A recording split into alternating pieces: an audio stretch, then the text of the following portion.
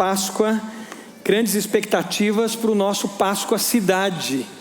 E a minha expectativa não é só pelo musical em si, mas como todo ano eu fico, porque geralmente o nosso Páscoa Cidade e o nosso preparo para a Páscoa, a gente trata algum tema que Deus move o nosso coração para que a gente cresça como igreja, para que a gente avance como igreja. 3 anos atrás, Deus moveu a igreja para que a gente trabalhasse o tema da violência contra a mulher. E aquilo foi muito especial, porque isso envolveu os nossos ministérios como igreja, isso envolveu na igreja acolhimento a mulheres que sofriam alguma coisa nessa área. Enfim, como igrejas nós crescemos despertados pelo Páscoa Cidade. E esse ano, Deus nos encaminhou, para trabalharmos a questão da criança e do adolescente. A criança e o adolescente em vulnerabilidade. Se você não está fazendo as devocionais, nesse QR Code aí você pode entrar nesse caminho de devocionais, que são devocionais que tratam desse tema da presença de Deus e como Deus nos leva a essa questão da criança e do adolescente. Nesse QR Code, nessa plataforma, você vai também acessar as últimas mensagens que nós pregamos aqui sobre esse tema. Você vai ter informações sobre as casas lares que os pequenos grupos estão visitando e visitarão. Enfim, todo o encaminhamento para que o Páscoa Cidade, que é o nosso musical, seja maior do que o musical. É um transbordar antes e depois em algo que Deus tem para nós. Abra sua Bíblia aí em Lucas capítulo 7. O pastor Edmilson já nos lembrou, aniversário de Curitiba, semana que vem, dia 29, Curitiba faz 333 anos. E essa semana de celebração pelo aniversário da cidade, e nós vamos dar um presente para Curitiba. Você vai dar um presente para Curitiba. Olha para a pessoa do lado e diga assim: você vai dar um presente para Curitiba. E depois eu vou dizer que presente que você vai dar. Então se prepare. Você tem condições de dar esse presente, tá? Nós vamos dar um presente para Curitiba no aniversário de Curitiba, semana que vem. Foi levantadas as mãos aqui, quem veio de outra cidade. Muitas pessoas vieram de outra cidade. Eu nasci no interior do Paraná também, igual o pastor Edmilson. Eu sou também pé vermelho, sou do Vale do Ivaí, do centro ali, terra vermelha mesmo, de verdade, terra de café. Mas eu vim para Curitiba com 6 meses de idade. A minha irmã nasce aqui 2 anos depois. Então cheguei naquela Curitiba fria da década de 70, Quem é dessa década sabe que era geladérrima Curitiba. E eu curtia muito alguns lugares turísticos para visitar. E tenho memórias especiais demais de lugares turísticos de Curitiba. Fala para a pessoa do lado aí, qual é a cidade que você foi criado? E qual era o lugar turístico dessa cidade que você foi criado, que você gostava de ir? Conta aí para sua esposa, qual era o lugar turístico? Se era Curitiba, fala, qual é o lugar turístico de Curitiba que você gostava de ir? Como eu fiquei só 6 meses em Lunardelli, não tenho memórias de lá, é só de Curitiba mesmo. Só daqui. É bom, aquecer o coração com memórias de infância, com os pais. É gostoso demais, Você lembrar de lugares que você passeava. Eu tenho uma memória de Curitiba, porque já vim pequenininho para cá, que era os portais do passeio público. Então, eu lembro que nas férias, minha mãe trabalhava no colégio Tiradentes, na escola estadual ali, Tiradentes, e atrás do Tiradentes tem o passeio público. E eu lembro de nas férias, não tinha com quem ficar em casa, minha mãe me levava para o trabalho com ela, no período da tarde, ela trabalhava no período da tarde naquela escola, e eu chegava, brincava um pouco, mas eu corria direto para uma janelinha, subia numa carteira de escola e ficava olhando o portal do passeio público. E não era um olhar de curiosidade só das pessoas que entravam e saíam dali. Era um olhar de expectativa. Porque meu pai saía antes do trabalho que a minha mãe, e ele passava lá e pegava a gente para ir no passeio público.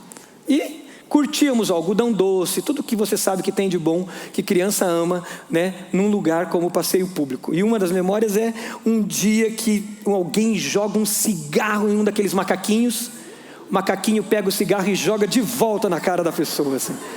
Aquilo me marcou e depois a gente sempre contava essas histórias, meu pai contava. Memórias daquele portal que dava acesso ali ao passeio público. Lá em Lucas 7, volta para as Escrituras Sagradas, nós vamos falar de um portal. Mas nesse portal não era só alegria. Um encontro acontece nesse portal e a primeira imagem desse portal é uma imagem de tristeza, é uma imagem de dor, uma imagem de peso, uma imagem difícil. Lucas 7 começa falando de uma cura, a cura de um escravo, de uma pessoa escravizada, de uma pessoa que era serva de um comandante romano, um centurião romano. Esse homem chega para Jesus, clama pela cura desse servo dele, e Jesus vê tamanha fé nesse homem, que Jesus diz, vou curá-lo. E Jesus cura à distância, com uma palavra. E a multidão está lá, alegre, efusiva, feliz da vida. E essa multidão começa a seguir Jesus, continua seguindo Jesus. Jesus sai de Cafarnaum e vai em direção a Naim. 50 quilômetros de caminhada, gente. Olha o que é isso, 50 quilômetros, não era a cavalo, era a pezão mesmo. E ele sai em direção à cidade de Naim. Ao chegar em Naim, um grande portal, o portal da cidade. E ali vai acontecer um encontro da vida, da celebração da vida, e um encontro de um cortejo fúnebre. E Deus vai agir. Vai lá para o versículo 11 de Lucas capítulo 7. O versículo 11 diz, logo depois, Jesus foi para uma cidade chamada Naim, e com ele iam os seus discípulos e uma grande multidão. Naim, cidade conhecida por aconchego, por conforto, uma pequena cidade, famosa por ter segurança, por ser aconchegante, revelava ali uma marcha de tristeza, uma marcha de dor. Mas Jesus estava chegando. E aonde Jesus está, a vida, a alegria, não há? Jesus estava se aproximando dessa cidade. Tinha ali um portal.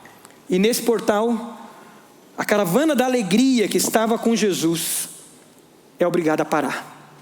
Porque Jesus para. Olha o versículo 12, capítulo 7, versículo 12. Versículo 12 diz, ao se aproximar da porta da cidade, estava saindo o enterro do filho único de uma viúva. E uma grande multidão da cidade estava com ela.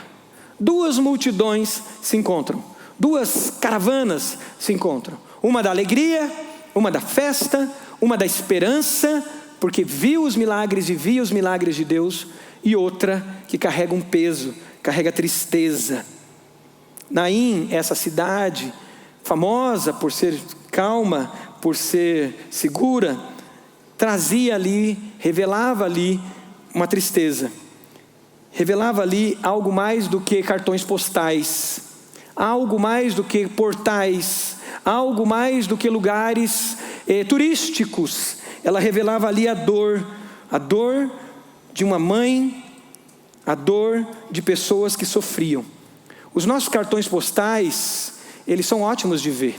Nós vimos imagens aqui bonitas de Curitiba, mas muitas vezes eles escondem, na foto de um asfalto bonito e de uma imagem bonita, esconde a dor de muitas pessoas, de muitos que sofrem, que não aparecem nesses cartões postais. Caravanas de alegria, se não tem Jesus, muitas vezes pode ser somente um entorpecente para fazer a gente esquecer da dor da gente e também da dor do outro.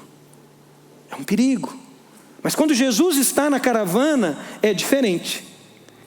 Existia uma dor invisível naquela multidão que saía da cidade.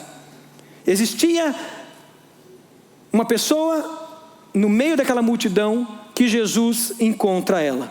E o versículo que nós lemos, o texto diz que era uma viúva, uma mãe solo. Tinha cuidado dos seus filhos sozinha. Tinha perdido seu marido, não sabemos há quanto tempo tinha perdido seu marido. Tinha educado esse filho, tinha cuidado dele. E agora esse jovem, aqui o texto diz que é um jovem, ela perde também ele. Que dor, queridos. além de ter sofrido a perda do seu marido, numa sociedade, numa cultura religiosa que dizia: olha, se acontece algo ruim com você, você fez alguma coisa errada. Então ela já era olhada diferente como mãe solo, por causa dessa realidade de ter perdido seu esposo. E agora ela perde um arrimo de família, um jovem que ia ajudá-la a sustentá-la. Essa mulher perde tudo, perde seu filho, mas perde seu futuro, perde seus recursos, sozinha, numa sociedade e debaixo de uma religiosidade que oprimia, e oprimia muito. Mas Jesus vê, Jesus olha e vê. O que nós vemos quando nós olhamos para Curitiba? O que nós vemos quando nós caminhamos por Curitiba? O Páscoa Cidade tem esse objetivo, como eu falei: ser voz profética. O Páscoa Cidade, mais do que um musical que nós vamos ter lá, ele tem que provocar a gente a olhar para aquilo que Jesus olha. Porque a obra de Jesus na cruz, obra de salvação, é obra de identificação. Porque Jesus, ele se identifica, e a palavra de Deus diz que na cruz do Calvário ele toma sobre ele todas as nossas dores, todos os nossos pecados. A obra de Jesus na cruz não é algo individualista meu, mas é algo que vem para mim e me leva em direção ao outro. Por isso que o Páscoa Cidade tem essa dimensão profética. A obra de Jesus na cruz proclama ressurreição, e ressurreição é vida, e Jesus ressuscitou. Esse milagre aqui é o primeiro milagre de ressurreição que vai acontecer. Vida entrando na cidade. Como é que você vê a cidade? Você vê, já que falamos das crianças, as crianças que estão sem seus pais e suas mães, sozinhas. Crianças sem proteção, adolescentes sem horizonte, sem esperança, mães sozinhas, mães que dizem: eu não consigo mais, eu não tenho força. Hoje em Curitiba, em Pinhais, em São José dos Pinhais, em Colombo, em Almirante Tamandaré, hoje a viúva de Naim é essa mãe sozinha. Essa mãe que trabalha o dia todo e que não tem rede de proteção muitas vezes. E muitas vezes ela está enterrando o futuro dos seus filhos, para o tráfico. Enterrando o futuro dos seus filhos, não por falta de amor, mas por falta de condições de poder cuidar deles. 2020 e 2021 foram registrados mais de 2.000 crianças só com o nome da mãe, sem o nome do pai. 2021, no Paraná todo, mais de 13.000 crianças registradas só com o nome da mãe. Quantas viúvas de Naim estão chorando por Curitiba? Quantas viúvas de Naim estão sobrevivendo e sofrendo por si e pelos seus filhos? Mas o texto dá mais um destaque, mais um olhar. Além do rosto dessa mulher que Jesus vê, ela não é um número, ela não é uma estatística, mas Jesus vai para ela, em direção a ela, fala do filho único, que era o sustento dela. Ela está sozinha. Mas tem uma marcha da vida que está chegando, uma marcha que é diferente. Existem marchas de alegria por aí. No carnaval tivemos as marchinhas, os grupos, os blocos. Mas sem Jesus, a alegria desse mundo é efêmera, passageira, hedonista, individualista, e muitas geram morte. Quantas mães, quantas meninas ficaram grávidas nesse carnaval? Gravidez indesejada. Quantos abortos aconteceram na semana seguinte, no mês seguinte? Marchas, blocos, grupos, multidões que não têm Jesus, não produz vida. Mas estava chegando um grupo que tinha Jesus, e tendo Jesus é diferente. Então tem um encontro nesse portão, tem um encontro nesse portal, o encontro da vida, da alegria, entrando, o encontro do reino, que é um reino de justiça, paz paz e alegria entrando e um reino de morte, de dor, de sofrimento saindo. Vai para o versículo 13. Olha nas escrituras o versículo 13, anota, sublinha. O 13 começa assim na NVI, ao vê-la. Na NVT ele diz assim, quando o Senhor a viu.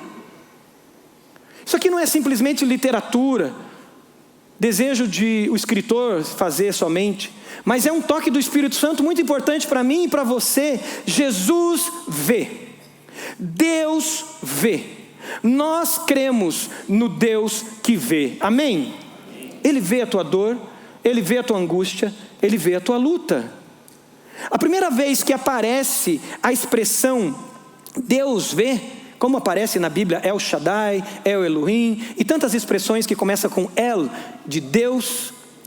A primeira vez que aparece a expressão Deus vê na Bíblia, acontece pela boca de uma mulher abandonada pelo seu marido, uma escrava, uma estrangeira, ela era egípcia, e ela grávida foge no deserto, abandonada pelo seu marido, e ela diz El Roi, Deus vê.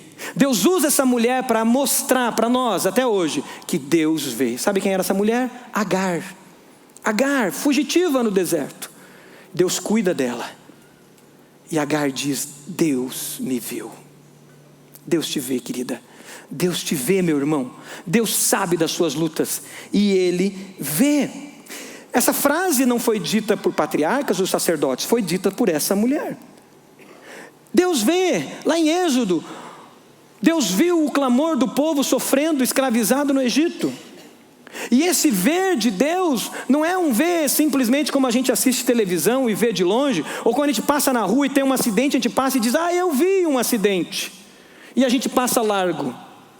Esse ver de Deus é um ver mais do que estético, é ético, porque lá em Êxodo diz que Deus viu, e depois que Ele viu, Ele ouviu, e depois que Ele ouviu, Ele desceu, e Ele liberta o seu povo. Ele escolhe um homem para libertar o seu povo. Deus vê, querido, Deus vê.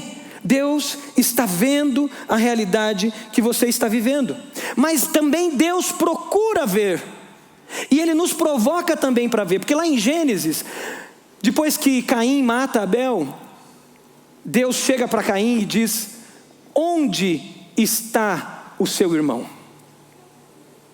Deus quer ver, e Deus nos cutuca, Deus nos provoca, Deus nos chama para dizer, onde está o teu irmão? Você está vendo o seu irmão? E qual foi a resposta de Caim? Por acaso sou eu o guardador do meu irmão? Sou responsável por ele? Deus vê, Jesus vê, e Ele nos chama a ver. A pergunta de Jesus para nós hoje é, onde estão as crianças de Curitiba? Aonde estão as crianças do seu bairro? Aonde estão os órfãos da nossa cidade? Aonde estão as mães que lutam pelos seus filhos e precisam deixá-los, precisam que eles tenham cuidado, tenham educação, e elas estão sozinhas porque precisam levantar o seu sustento? Aonde estão? A nossa resposta pode ser, por acaso sou eu o guardador dessas crianças? Ou a nossa resposta pode ser como a resposta de Jesus: ver e se compadecer e agir. É pergunta para nós: aonde estão os teus vizinhos que sofrem? Aonde estão as pessoas que você convive no seu trabalho e que estão passando por lutas? Aonde elas estão? Mas nós temos uma boa notícia. A boa notícia está nesse texto da palavra de Deus, é que Deus vê e Ele vem ao nosso encontro. Você pode dizer: ah, pastor, mas meu marido não me vê. Ah, pastor, mas minha esposa não me vê. Ah, pastor, mas meu pai não me vê, minha mãe não me vê. Ah, pastor, o meu patrão não me vê. Ah, pastor, ninguém me vê. A boa notícia é que Jesus vê, e Ele não só vê, como Ele conhece a tua dor, Ele conhece a minha dor, e Ele entende. E é o que esse texto nos mostra. Jesus conhece cada um de nós. E olha o que diz o versículo 13 ainda. Ao vê-la, o Senhor se compadeceu dela. Na NVT, ele vai dizer profunda compaixão. Então, quando o Senhor a viu, sentiu profunda compaixão. Queridos, compaixão é diferente de sentir pena de alguém. Compaixão é diferente de sentir dó de alguém. Quando a gente sente pena, a gente sente dó, nós estamos sendo condescendentes com aquilo. Nós estamos concordando e dizendo, é assim mesmo, deixa assim mesmo. Quando a gente sente pena, a gente sente dó, a gente vitimiza o outro e diz, não tem jeito, deixa ele lá. A gente até sente alguma coisa dentro da gente, mas isso que a gente sente é olhar para o outro e não olhar como se ele fosse eu. É ele, esse é um problema dele, esse é um problema do Estado, esse é um problema dos outros, não é meu problema. Mas sentir compaixão é padecer com o outro. Como diz na NVI, compadecer é padecer junto. É ver que no outro a imagem e semelhança de Deus está lá. Não interessa a história dele. É ver que no outro você está lá. Você se vê na face do outro. E aí algo diferente acontece dentro de você. Algo diferente acontece dentro de nós. E Jesus se compadeceu. Jesus teve profunda compaixão. E é isso que Jesus nos ensina aqui. Jesus chora. Quando Jesus vê Maria e Marta perdendo o seu irmão, quando Jesus vê o seu amigo morto e vê Maria e Marta sofrendo, Jesus chorou. Jesus chora. Jesus chora quando ele olha para Jerusalém, olha para aquela cidade, mais do que olhar para um cartão postal, mais do que olhar para uma cidade que era histórica. Jesus olha para aquela cidade e ele vê as marchas de morte naquela cidade. E a palavra de Deus diz que Jesus chorou. Jesus chora conosco. Jesus chora por Curitiba, Jesus chora por Pinhais. Jesus olha diferente para essas cidades. Jesus olha diferente para mim e para você. Jesus sabe da tua luta. Jesus sabe da tua dor. Quando a gente está no fundo de um poço, queridos, quando você estiver no fundo de um poço, Jesus não vai jogar uma corda para te tirar de lá. Quando você estiver no fundo de um poço, Jesus não vai colocar uma escada para você sair de lá. Jesus vai descer na profundidade, nas profundezas desse poço, na escuridão dele, e Jesus vai chorar com você. E Jesus vai chorar comigo. Jesus vai chorar com cada um de nós. E é isso que Jesus tem feito. Ele está ao seu lado. Você não está sozinho. Você não está sozinha. Jesus está ao seu lado. Eu lembro do período da pandemia. Fiquei doente, fiquei com Covid. E depois disso virou meio que uma depressão, alguma coisa. Eu estava como Jonas, ao lado daquele pé de aboboeira. E eu estava ali reclamando. Eu estava ali dizendo, Deus, a gente fez isso, a gente fez aquilo, nada muda. E nada muda. E Deus não tem jeito. Eu quero desistir. Eu lembro de ligar para um membro da nossa igreja, que eu pastoreava já há uns quase 10 anos. E eu descarrego nele aquilo, dizendo, olha, tudo que a gente fez, tudo que foi feito, tudo que a gente está fazendo, não adianta nada. Eu acho que é desistir, eu acho que não tem jeito, vamos parar com tudo. Aí ele diz, olha, você que é meu pastor, quer que eu fale o que para você? Eu falei, não quero que você fale nada, eu só estou dizendo que não dá certo. E ele chorou comigo. Ele só fez isso. Ele chorou comigo. E aquele choro me curou. Mais do que os nossos recursos, mais do que a gente apontar caminhos, o teu filho, a tua filha, precisa que você chore com ele. A tua esposa, o teu esposo, o teu sobrinho, o teu neto. Mais do que você dar coisas, nós precisamos de compaixão. Chorar junto, padecer juntos.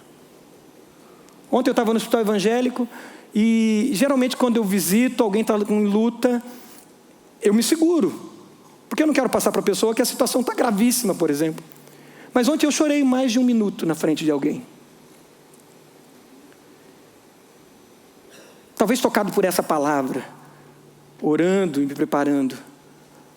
Mas é o que eu pude fazer naquele começo. Depois orei e eu creio que Deus está fazendo uma cura fantástica na vida dessa pessoa que estava numa UTI. Ontem à noite eu já recebi notícias de melhoras, louvado seja Deus por isso. Mas como nós precisamos disso, queridos, como nós precisamos aprender com Jesus a fazer isso. É por isso que nós não estamos pedindo uma oferta para as casas, casas, lares ou abrigos. Nós estamos dizendo, vão para as casas lares. É por isso que nós estamos motivando os pequenos grupos a irem para as casas lares, irem para os abrigos. É por isso que os jovens criaram o Observatório Cross e eles estão levantando todo tipo de informação sobre as crianças em Curitiba, sobre os adolescentes em Curitiba. E sabe o que acontece? Esses jovens levantando isso, eles passaram a sexta e ontem pintando casas lares, porque eles choraram com alguns, eles sentiram com alguns. E ontem 4 casas lares, se eu não me engano, teve uma reforma, uma pintura. É isso que nós queremos, viu, Yuri? Você que está nessa missão. É ver, é sentir, é ir lá, é visitar. É isso. É sair da nossa zona de conforto, é sair do nosso ambiente de conforto que graças a Deus, Deus nos deu. Mas ir até o encontro dessas crianças e desses adolescentes, ir até o encontro do nosso vizinho, ir até o encontro do nosso funcionário, ir até o encontro do nosso patrão, e às vezes dizer para ele, senhor me dá licença, eu queria orar pelo senhor. Com todo respeito, eu sei que o senhor é o líder aqui da empresa, o senhor quer falar alguma coisa? Mas eu quero orar por você. É sair, se mover com compaixão. O Senhor está vendo as nossas lutas. O Senhor está vendo a sua luta. Olha o versículo 14. O versículo 14 tem algo que faz mudar a rota de tudo que estava acontecendo. O versículo 14 diz assim: depois aproximou-se daquele esquife, daquele caixão, e ele tocou naquele caixão. Para nós isso aqui parece algo normal, tocar naquele caixão. E o texto diz que depois de tocar, os carregadores pararam. Você podia dizer, não tem problema, alguém encostou, por que parar? Porque para aquela sociedade, encostar num caixão é somente as pessoas separadas para isso. Jesus naquele momento, ele fez o que não podia fazer naquela cultura religiosa. Jesus estaria contaminado por encostar num caixão. Ele teria que imediatamente passar por uma cerimônia de purificação. Mas Jesus não se contamina com a morte. Jesus contamina a morte com vida, aleluia. É isso, ele faz isso. Jesus não tem medo da morte, Jesus não se afasta de ambientes pesados, Jesus não foge de ambientes difíceis, Jesus vai e ele toca, e ele encosta. Todos pararam, e é isso que Jesus queria dizer, parem as marchas de morte, parem os desfiles de morte, parem as caravanas de morte, e é isso que Jesus provoca. Muitas vezes nós fugimos de ambientes de dor, nós fugimos, e eu estou falando por mim também, estou falando de mim, esse nós me inclui, fugimos, a gente dá meia volta. O que Jesus está dizendo, não, vai e encosta, vai e impõe as suas mãos, vai e ora, vai e diz que Jesus vê, que Jesus está aqui. Jesus não, Jesus ele atravessa os portais, ele atravessa os muros, ele atravessa portão, ele atravessa a porta e ele leva vida aonde não há vida, leva esperança aonde não há esperança. Jesus interrompe o fluxo de morte. Jesus interrompe o fluxo de morte lá na sua casa. Jesus interrompe o fluxo de morte lá na sua empresa. Jesus interrompe o fluxo de morte no condomínio onde você mora. Jesus interrompe o fluxo de morte no bairro onde você está. E às vezes com coisas simples, mas que geram morte e que a gente se acostuma. Jesus não se acostuma com esses ambientes. Jesus vai e ele toca, ele diz, para. Páscoa é o momento de nós dizermos, para a marcha de morte, para os desfiles de morte. É momento da gente olhar e não ver só estatística, mas a gente dizer: tem vidas, tem nome, tem endereço, tem história. Páscoa é isso. Sabe por quê? Porque é na Páscoa que a morte é vencida. O apóstolo diz: onde está o teu aguilhão, ó morte? Aonde está o teu aguilhão, ó morte? E aí ele mesmo responde, na força e no poder da ressurreição, ele diz: tragada foi a morte pela vitória em Cristo. Aleluia! Você pode celebrar com palmas se você crê nisso? Tragada foi, ó morte, pela vitória da ressurreição de Cristo Jesus. Isso é Páscoa. É por isso que a gente se prepara para a Páscoa. É por isso que nós não vamos ver simplesmente um musical. Nós vamos ouvir uma voz profética de Deus para nós. Nós vamos convidar os nossos funcionários para estar lá. Nós vamos convidar o nosso patrão, o nosso líder. Nós vamos convidar os nossos vizinhos para que eles ouçam que Jesus morreu por eles, que Jesus ressuscitou, que Jesus traz justiça na vida de cada um, e Jesus traz um reino de justiça, paz um reino de justiça, paz e alegria, uma caravana de vida. É isso que nós celebramos no tempo de Páscoa. É isso, e é por isso que nós nos preparamos em devocionais antes da Páscoa, para que esse reino seja real na minha vida e na sua vida. O Senhor te convida, o Senhor me convida, nos convida para entrar nessa caravana de vida, essa caravana que leva esperança. Talvez o seu casamento está por um fio, talvez você tomou decisões erradas, a morte quer desfilar, ela quer tomar espaço, tomar vantagem, mas hoje o Senhor diz: para, a morte não vai ter espaço, o peso, a dor, a tristeza não vai ter vantagem. E o Senhor então nos chama hoje a invocar o nome de Jesus, e no poder do nome de Jesus a gente dizer: para lá para o vizinho que de repente está vivendo essa realidade, para lá para as crianças de Curitiba que estão vivendo essa realidade. Ele nos chama a cooperar com Ele nessa caravana da vida. Ficamos 2 anos, eu e a Pri, orando para a gente mudar de casa, e orando. Deus fez muita coisa bacana nesse período, conhecemos gente bacana, tivemos experiências com Deus tremenda, e nós queríamos morar aqui pertinho da igreja.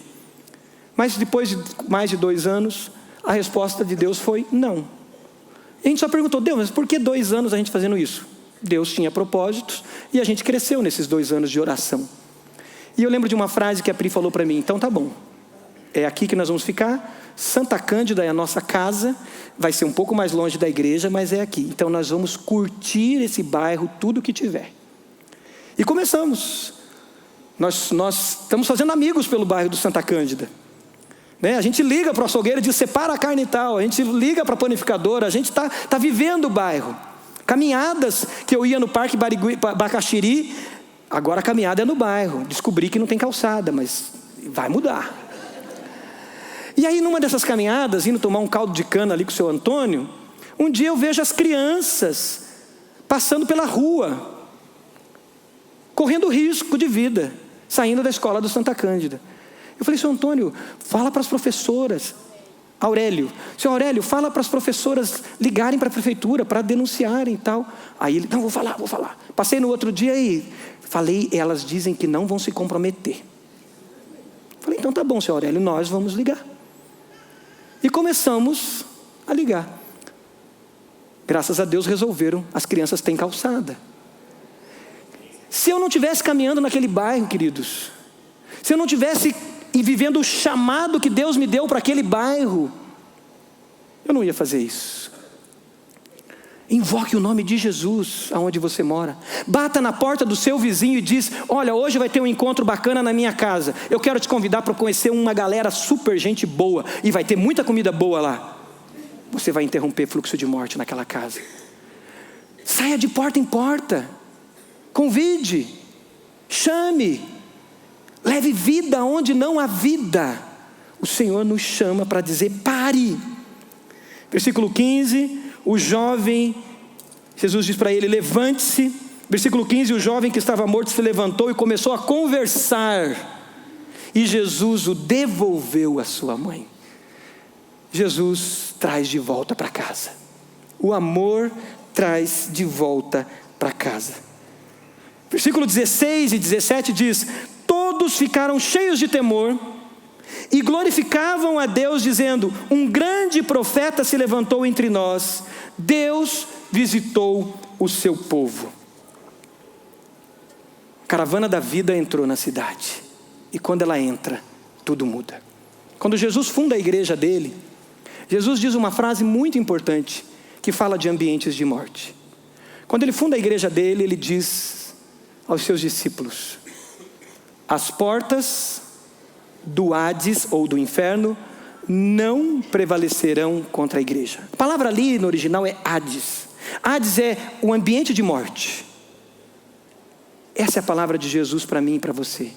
As portas do Hades não prevalecerão contra a igreja. Você pode repetir isso comigo? As portas do Hades não prevalecerão contra a igreja. Diga de novo sobre a sua casa: as portas do Hades não prevalecerão sobre a minha casa. Agora sobre a sua empresa: as portas do Hades não prevalecerão sobre a minha empresa, sobre o seu bairro. As portas do Hades não prevalecerão contra o meu bairro, contra a igreja do Senhor, porque a igreja do Senhor está ali. Você está ali, mas para isso você precisa invocar o nome de Jesus. A igreja do Senhor é vitoriosa, porque a igreja anda sob essa autoridade, não de político, não do Estado, não de governos, mas sob a autoridade de Jesus. Você pode fechar seus olhos?